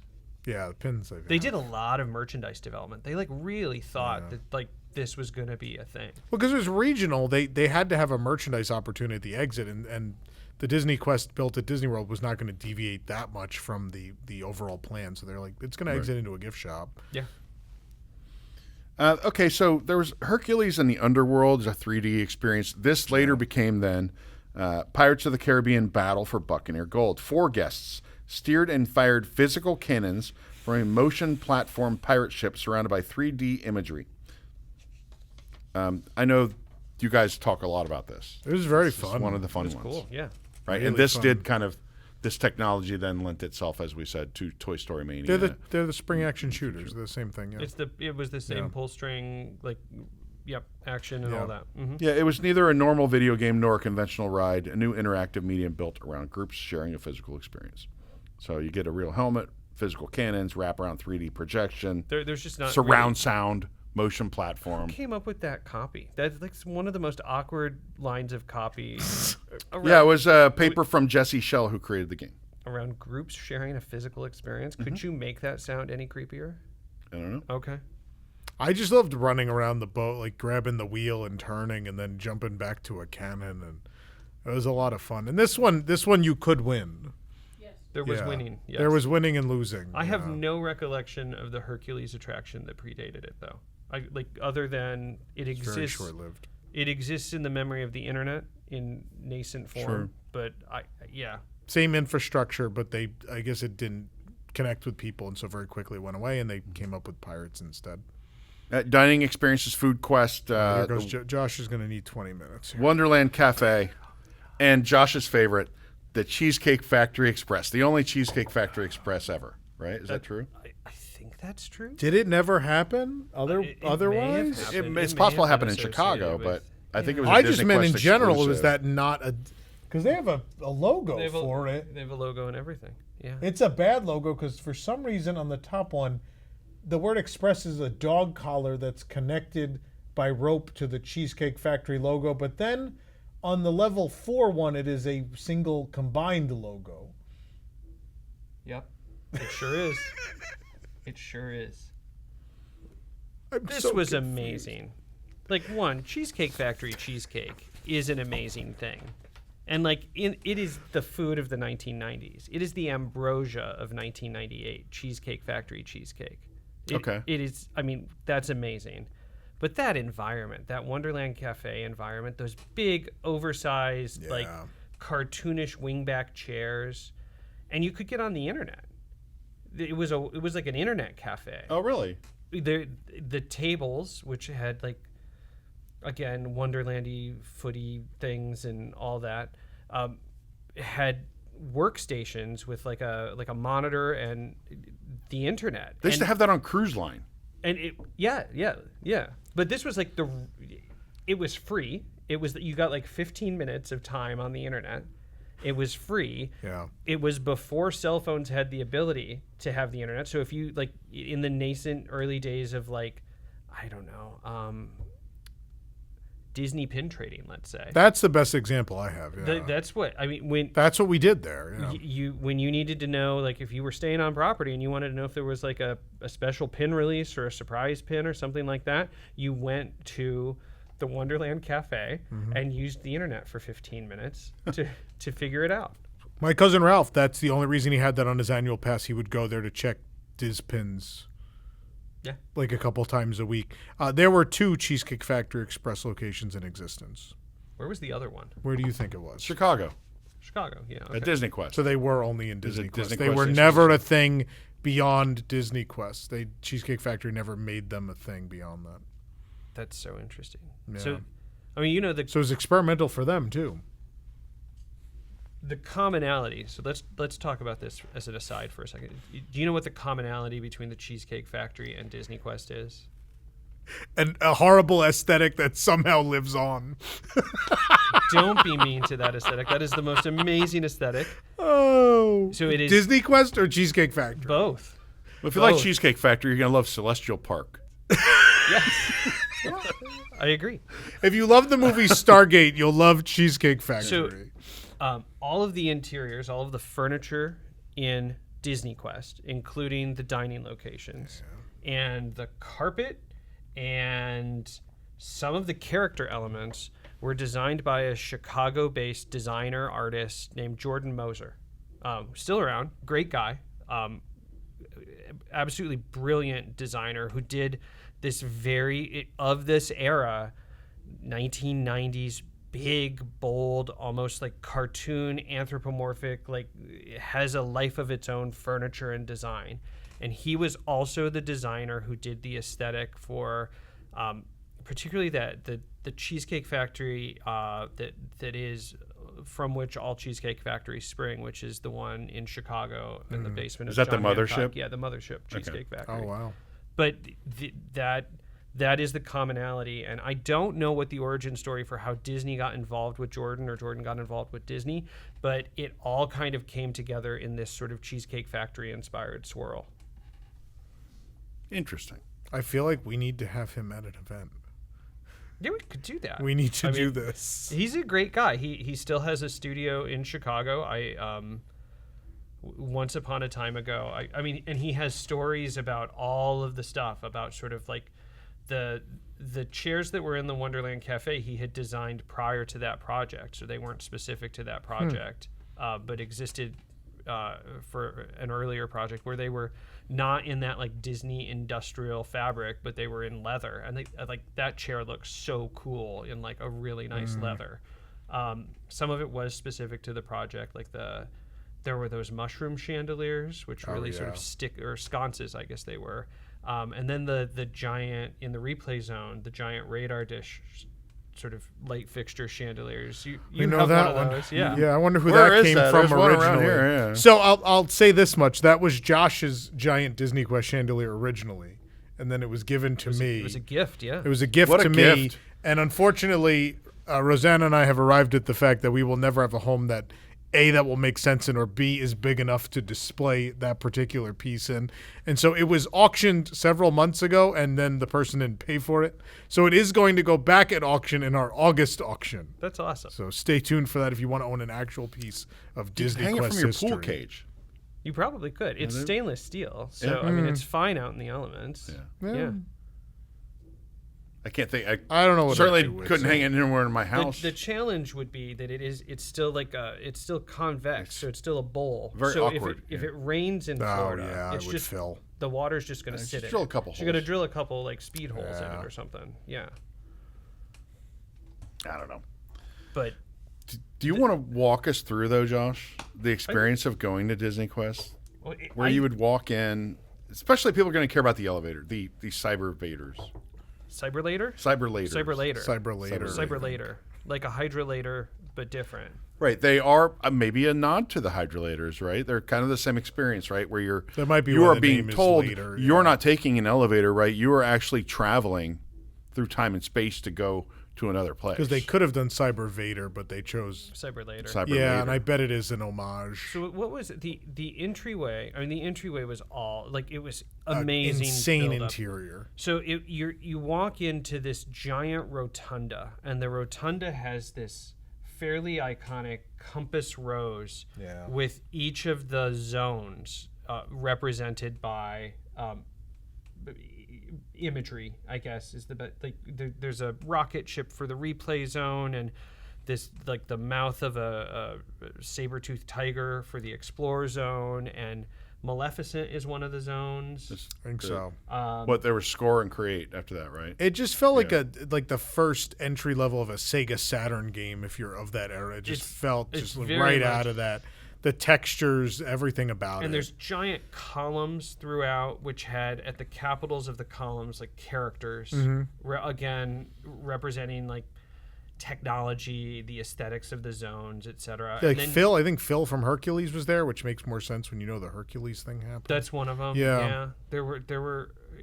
I don't remember how many there were. You could probably count them. I just remember Phil sticking out, and I remember going in and going, why? Like, there's nothing in here. And then once someone told me about that, I was like, oh, okay. And then you got into, there were two cyberlators, and you got into and I think they let you off on 3. So it was a 2-floor elevator journey, but it was long enough that there were, and the cyberlator had flashing lights and like in elevator effects, and a screen that was sort of rear projected. A pre-show, so to speak. And it was the genie from Aladdin, and I'm 95% sure that Robin did the voice for that one. He did. Yeah. And it was about like he, the genie transforms his physical form into all these sort of things and all these gags, and then he turns himself into a rocket ship, and lights flash, you take off, and then what's the line? It's not an elevator, it's an adventure. Yeah. I mean, which is the one that just still sticks in my like preteen mind. It was awesome. But I think like it was very cool. If you did it, like it's one of those experiences where, and like some of the pre-shows that have happened over the years at Disney fall into that same sort of trap, which is there's like a frustrating repeatability to it. Guardians. Like once you've done it, like the reveal happens, and then it just becomes inefficient for you to like, you're like, oh, in order to go to DisneyQuest, I have to get in an elevator, take it up to floor 3. There's this whole show, which is cool the first 2 or 3 times, or once a year, let's say. Yeah. But like becomes cumbersome when you're like, well, that's going to add 20 minutes to this because we're queuing up for an elevator and then riding this show to level 3 in order for me to walk down like the cyber stairs of adventure back down to level 1, which is where I want to be. Yeah, Guardians is I think the closest where guests already are they're tired of it. All the pre-shows. Like it's great the first time that wall vanishes and you're like, oh, cool. And now it's everybody just can't wait to run to a door. Right. And they've already found like the workarounds, which have already caused operational sort of changes, which, and then you're like, there's going to be a point where they have to revisit. Thankfully, DisneyQuest never had the challenge of guests in it to have to figure Disney out. and Universal love these mandatory elevator pre-shows, right? Whether you're actually going up or not, like the Haunted Mansion here at Disney World, obviously the old hydrolators. Haunted Mansion was practical to begin with. Mm-hmm. Well, particularly in California. It was practical. And then it's just thematic. So just here in Florida, then you have the fake stretching room, right? You had the hydrolators, the fake elevator effect at Space 220. Yeah. And then this one was real, right? Tokyo Disney Sea, you have the, Journey to the Center of the Earth. Terravator. Has the Terravator, which That's real. I don't want to spoil it, but because it's doing the opposite of what you think it's doing. It's technically real, though, and it's it cool. conveys you from a level to another level. Universal has Gringotts, where you're going miles underground. Well, and everyone found everybody out loves elevators. it's the most effective way to make people feel like something is bigger than it is. No. Yeah. It's the most effective way to build the world. Is like, oh, you would not only like the great distance of Earth to space, 220 miles up, but just even the distance of like you're in a very large building, in a building that's larger than the one we Elevator actually pre-shows. put you in. Yeah. It's a whole industry unto itself. You ever go to One World Observatory in New York? Oh, yeah. The elevator ride is really cool, right? Yeah. Where they're building up. You see New York from its Skytree. There's ancient a bunch days of those. until now of Yeah. what Southern Manhattan looked like. So I think it's cool they had this. I get it though. It only lasted a few years before they're like, you know what? Oh, just get on. Let's go. Just Come on. just get on. I will say my The- first couple the times I stairways, ran. the stairway's propped open for you if you want to do that instead. You know? You just walk through. They're still sticking to it at Space 220 though, coming and going. I think they have to. Just let me leave. They please. have to. They have to. Yeah, I agree That's with part of the experience. It's important. But what? So you landed on 3, which The had Venture Port. Buzz Lightyear. Well, that No. had in Well, in the the side. middle. It had this very sort of specific carpet with these like sort of techno runes on it and all sorts of like scientific equations and things like that. And there's a couple like the DisneyQuest, the short-lived DisneyQuest character mascot, who is a sort of deep personal favorite of mine, but never really made it that far. What? There's a mascot? There was a mascot, and her name was Iris, Eyeris, and it was an eye with like sort of a think Googie space creature. It was an eye that had little arms and very little else, and that was a collaborative design venture between Jordan Moser and Disney to create Iris. And Iris was the allegory for hand-eye coordination, because that's what you needed in your virtual theme park. Okay. And she existed as like this 2-story tall statue that overlooked Buzz Lightyear. So Buzz Lightyear was she's open up to here. the upper floor, and she was up here. In the paid section. Yeah, that's right. Oh, you're in the paid section, looking down on the peasants. Yeah, in the pay for play arcade section, absolutely. So, what's the day at DisneyQuest? Here's what you do: you come up to 3, and then you just keep looping the line for Buzz Lightyear's Astro Blasters, and then go get some cheesecake. I want to talk more about the Venture Port because that was the coolest part. It's got the. Are you talking about the telescope? Well, yeah. Okay. So, yeah, I've spoiled it on several vlogs from Hong Kong. Number one, the telescope from Chicago is in the load area of Space Mountain in Hong Kong. But, I mean, it was such a cool room. Those, like, pieces of, I don't know what to call them, those arched big metal pieces as if you're in the middle of some sort of centrifuge or... Armillary. That is the armillary. So it was supposed to look like you were in a giant astrolabe. Oh, okay. And then that same design scheme extended into the furniture up on 5 in Food Quest, where everything had these metal arched backs to it. That looked like it would snap into place, like the pieces could move. Right. Yeah. It was such a cool space. That giant telescope thing and all. It was just a really shrink cool. ray on the ceiling. Was it a shrink ray? Yeah, it was supposed to be Zelensky's shrink ray. Wayne Zielinski at it again. Yeah.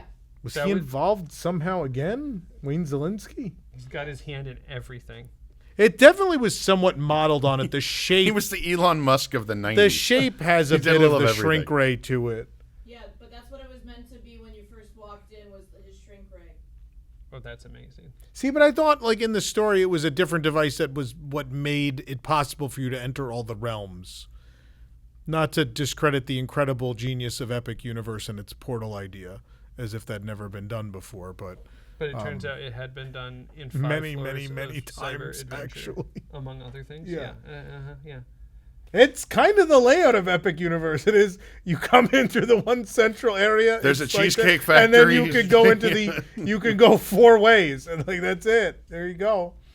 And there's awkward stairs in a couple of them. Yeah, no, Yeah. totally, yeah. There is a portal that, just goes to stairs. There it is. It is. They copy DisneyQuest. Those bastards. It's the same thing. It's actually the same thing. That is wild. The portal, you just go through a portal and there's immediately stairs. That's so funny. There were a couple of them that did that, right? Yeah. I think because they didn't fit. Create, you had to go immediately down. Yeah. To get, and yeah. Because they're like, oh, it'd be really cool from the venture port. You should have the passage to all 4 realms. And then someone went, yeah, but they don't all fit on one floor. So Now, Tom, you've been to level 99. Josh, have you? I have not yet, no. I don't want to do a full blow-by-blow comparison because there are two things that I are. did go to the NBA experience, though. Does that count? Speaking of blows, I just want to how different is level 99 compared to DisneyQuest? Do you think it's a spiritual successor? Is it its own thing? it feels like a spiritual successor because of you talked about the list of attractions at DisneyQuest, right? And there was a good mix of the VR stuff and then also physical things, tactile things like Buzz Lightyear and Pirates, which was a blend. Level 99 has a lot of that. There are games that are fully tactile games, and there are games that are more virtual, and it has a little bit of everything. And so in a way, there are games that really feel like DisneyQuest, where you have those elements like I'm on a pirate ship and I could steer the pirate ship and there's guns here and I could walk around it. But then there's also a media element interacting with that. And there's some stuff that's just like everybody hold on to this big old pole and we're going to see how many times we get it to rotate with us hanging from it. There's a time limit at level 99 with your mission. Yeah. DisneyQuest had that too, right? But can you go in level 99 and just eat and not buy a ticket for any of the other stuff? Does your admission just give you you have like a bracelet or something that activates You the need games, a ticket to get in.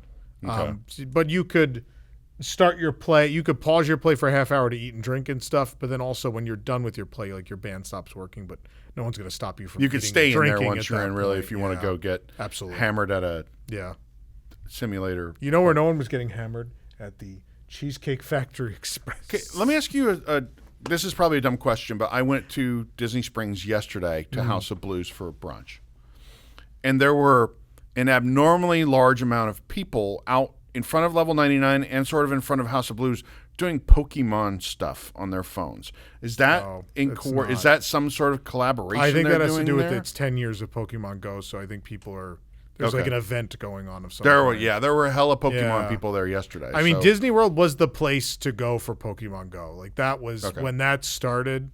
That is one of my favorite periods of living here.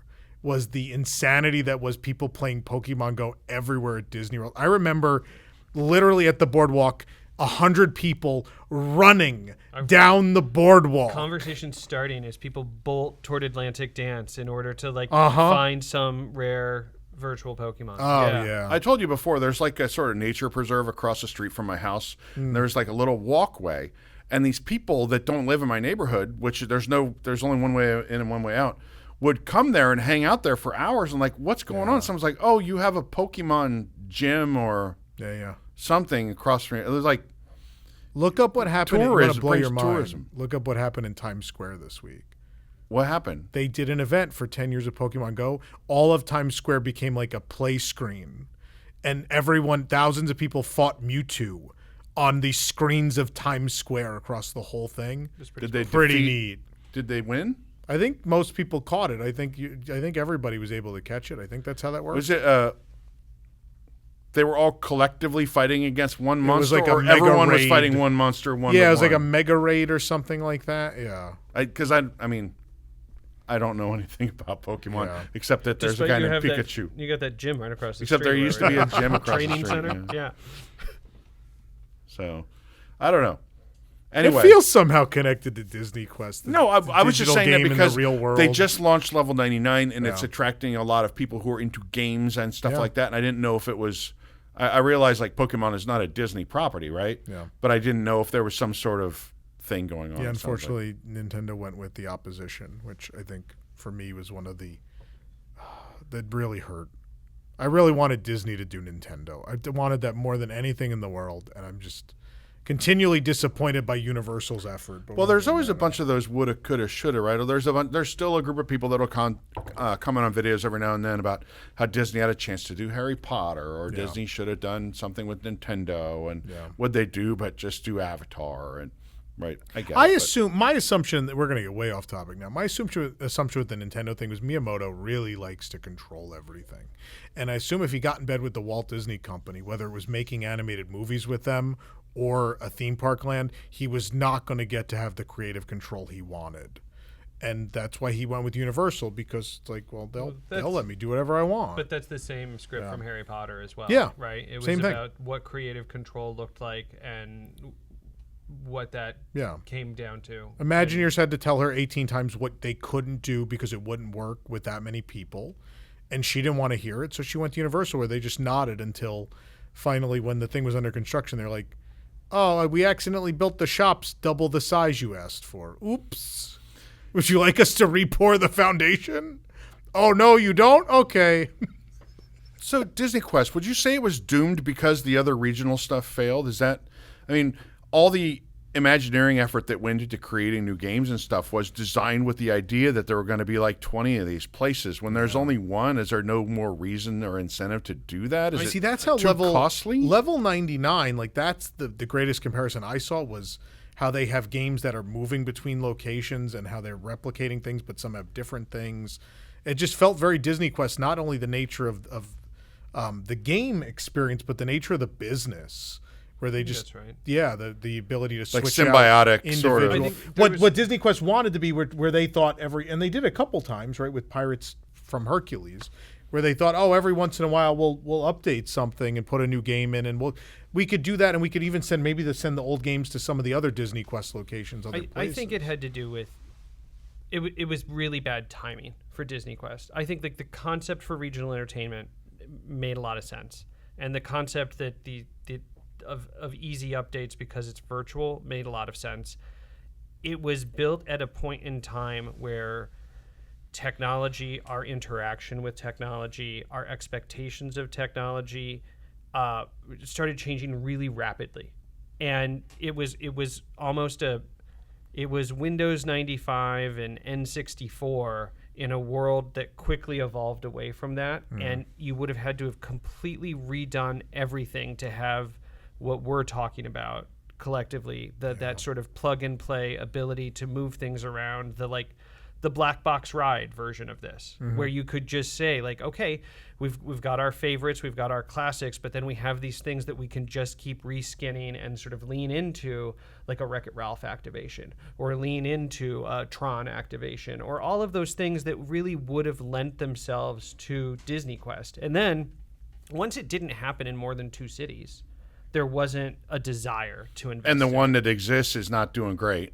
Right. One went away very quickly, and the other one was just there. A foot in a grave, and the other a banana peel, and just but Disney is so good at when the project doesn't go exactly how they thought it was going to go, just giving up on it. Galactic Star Cruiser is not terribly different, where it was a wildly different idea, really trying and testing something that's never been done before, and you had incredible creative people come up with this whole idea, and it was wonderful.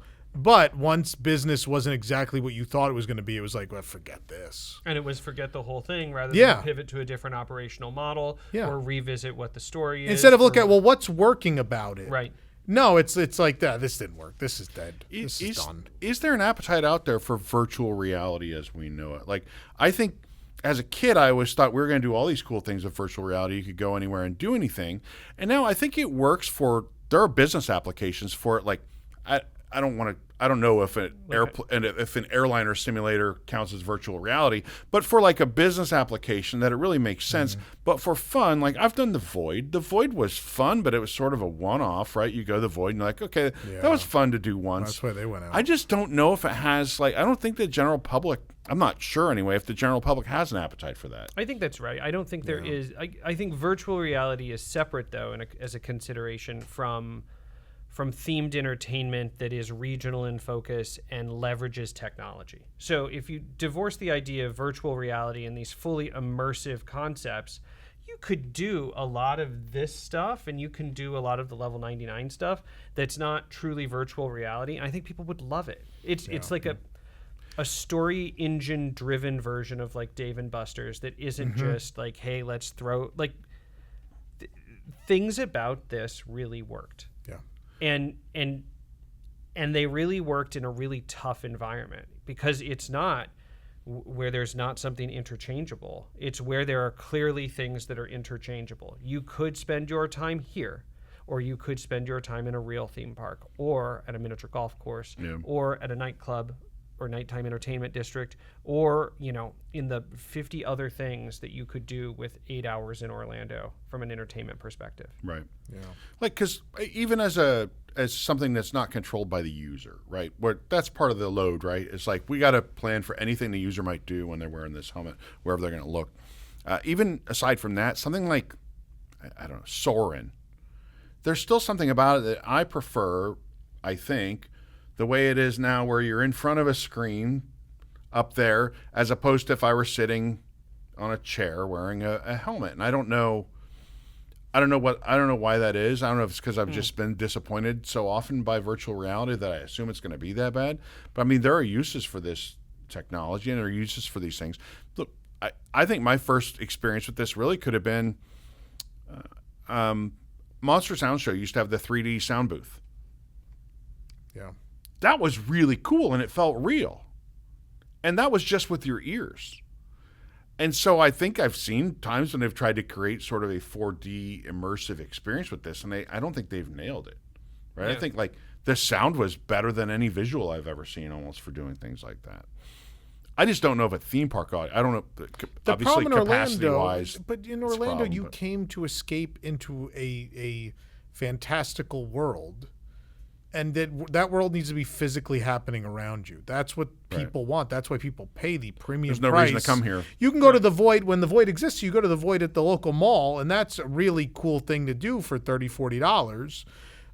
But when you spend hundreds of dollars a day and then thousands of dollars overall in the whole trip to go to Disney World or Universal or whoever, you expect to have that immersion. I'm going to live in these worlds that I've dreamed about living in for a couple of hours. And at this point, I don't think this is a great effort, but no one knew that's the direction we were fully going to go. I don't think anyone knew we were going to try to populate worlds and have you actually live in them for a couple hours. Like Star Cruiser, where Star Cruiser went. But Star Cruiser then was too much. The same way with this, where it's too much. The scale tipped too far. What do you mean by too much? Like too much immersion? It's too immersive? I think it's too much. Like people want to be able to opt in and out when they want to opt in and out. It was too big of an ask. Yeah. Yeah, it was too big of an ask. And there were too many almost rules to follow because you're still on vacation, right? And I think that was the thing with any of this stuff that you forget is that you're trading your vacation time for the experience. So you want it to have a level of flexibility and a level of comfort and a level of control. malleable to your schedule. I don't need stakes and story with everything that I do all day long. When People I'm on should be vacation, able to opt right? in at the level Yeah. they want to be involved in it and get as into it as they want to get into it. And I think the problem, like why level 99 is only selling a 1.5 or 2.5 hour pass is because I think they learned from the mistake here, which is don't try to tell people they need to make a day of this thing. Leave them wanting more. Like have them come for 2.5 hours and they have an amazing time. They're like, we got to come back and do this again some other time. Let a park closes early or we have some time at downtown or Disney Springs. Do you think Disney learned really valuable lessons out of DisneyQuest? I mean, there were engineering things that obviously made their way into the theme park. So there are other benefits to this to the company, just that they tried it. I mean, there again a lot of little things like what they learned from the, what inspired Toy Story Mania eventually. Right. I think Animation Academy becoming like such a staple of nearly every resort around the world. I think they learned. This was one of the last ventures in sort of creating something from the ground up that was truly, truly new. And I think they learned a little bit about that, a little bit about sort of taking what actually does work and is successful and that we've learned in 50, 60, 70 years of theme park building and carry it forward and not to necessarily reinvent the wheel. I think philosophically, they learned something about technology and how technology and the themed experience interact with one another. Because I think what happened here was that you created a really interesting and really cool environment, which, at least to my belief, is the best and most nostalgic takeaway from DisneyQuest. But you populated it with attractions, quote unquote, that leaned too heavily on technology and not sufficiently on sort of physicality and storytelling and heart. This stuff didn't have heart. Yeah. It didn't have song. It didn't have the things that are distinctly Disney about theme park programming. And that lack of heart is probably, like that virtual flight through Agrabah, try as you might, it's not going to have heart. It doesn't have an emotional hook. That's what this was. Like, technology drove the story, and it's supposed to be the other way around. Story should demand the technology. Technology should enhance and Yeah. make storytelling easier or more convincing or more compelling, Yeah. not vice versa. Well, you're very constrained, right? You have a small amount of space to do these things. So you are almost by definition going to have to leverage technology. It's going to be out of balance, right? It's going to be too much tech and not enough story. But the best Disney attractions are, I have an idea for an attraction, and how are we going to do it? And then the technology follows. Yeah. Right. It's like, well, there was no way to do this, so we had to figure it out. We That had to being- invent it. That being said, how about we take the Wonders of Life Pavilion and make a giant bumper car thing with the Buzz Lightyear? I was just going to bring up cars. the Play Pavilion because they almost made this mistake again. Yeah. And then They did. I think they made the right call. I think Josh, when he got the reins at Parks and Resorts, made the right call and said, you know what? I know this is half done, but let's step away from this, because this is just going to be dated the moment we open it. I think that was, again, one of those things where the technology tail was trying to wag the dog. Yeah. And they were trying to create capacity and create demand for something because they had some technology and they had this idea of this sort of DisneyQuest-like environment, again, which they thought had a need at Epcot. One, Epcot was driving that story forward because of the technology hook, but there was also, on that side of the park in particular, you needed to appeal to sort of every one of those attractions has a height limit. You in needed place. something that kids You could do. needed something that kids could do, and that approached sort of. But I think the belief was that, like, kids are almost sort of too technologically savvy to believe in fantasy, and I think that has proven untrue, and I think you were going to see a very similar aesthetic to this. I mean, Yeah. different but similar, where what you were trying to do was create a platform where there was a lot of different characters, a lot of different IPs, a lot of different ideas, all living happily under one roof. And I agree with you that, as curious as I am to really sort of deep dive into what exactly the Play Pavilion consisted of thematically and attraction wise, it's only as a postmortem. It's not really as something I ever wanted to walk through. Yeah. It's interesting because Epcot almost fell into the trap. Like, if you haven't learned anything about Epcot, Epcot's story is often cutting edge technology that seems really high tech that quickly becomes passe. Yeah. Right. How many things did you do at Epcot that seemed really high speed, low drag when you did them, and a few years later you're like, ooh, this is not got cool anymore. And whether that is something like designing a roller coaster with a beaver, or world key information, To be or fair, any of these, I have not yet designed a roller coaster with the aid of a beaver in my life. So, it's swell. but Gee, that's swell. we can. But I think Epcot was full of those things, right? Yeah. That were really novel and cool when you first did them, and they very quickly became not that interesting. And also the rides. Yeah. I mean, the ends of the rides that tried to predict the future were correct often, but often to their detriment, because then 5 years later the ride was out of date. Right. I mean, if there's one critique of Horizons, it's that, like, we very quickly caught up to pretty much where Horizons was taking us. There were some fantastical, like, Yeah, we're not living in endpoints to space, but right, we're not yeah. living in space and in hotels under the ocean, but pretty much a lot of the technology has gone. There were AT&T exhibits. The end Bring of the World Spaceship Closer Earth to You thing. 94, where people are talking on their computer and connecting, it happened. And it happened before the ride was gone. It's just not durable, right? Technology. I mean, the obvious one is Carousel of Progress, right? Yeah, Which laser disc. And, which we the internet, the fanboy community, like, endlessly make fun of those tropes, and despite my feelings about the rest of it, that was absolutely, that could go away, and that would have been just fine. So I think that's the challenge about predicting the future, and that's the challenge about leveraging technology, and that's why the technology can't be the source of the attraction. Right. This has been great. Does anyone want to share anything else about DisneyQuest before we wrap this up? I think we kind of put a pretty good bow on this. I think we did it. I'm very happy. I spoke my piece. It was wonderful. I'm dying to hear It what other wasn't. It people have to wasn't. say. It was the most wonderful bad thing I've ever been to. Sure. You didn't go at the right time. I think you didn't. Maybe not. And I it's think fair. So, I think so. That's what nostalgia. I think that's what we learned from this about nostalgia as well. Is did you experience it at the right time in your life, and did you experience it at the right time in the life cycle of whatever it is? Because it was pretty fresh and new, and I was pretty sort of like right in that like. It happened at a time when if it had happened 2 years later for me as me, I wouldn't have cared. And if it happened 2 years earlier for me as me, I probably wouldn't have cared either. But it was at that moment in time, 11 years old, 12 years old, whatever it is, where you had a tremendous amount of independence, a tremendous interest in sort of trying new things and leaning into that sort of technology thing. And it was just cool. And it had cheesecake. I wish my parents had not factory. listened to that cast member at the Grand Floridian and had let me experience it in 1998. That would have been the way to go. That would have been. All right. Well, we want to hear from you in the comments. Let us know your memories of DisneyQuest. Tell us your things you favorite loved, things you flavor hated, of Cheesecake Factory cheesecake. all the good stuff. And we'll see you next time right here on the WDW News Today podcast. We'll see you real soon at the Cheesecake Factory.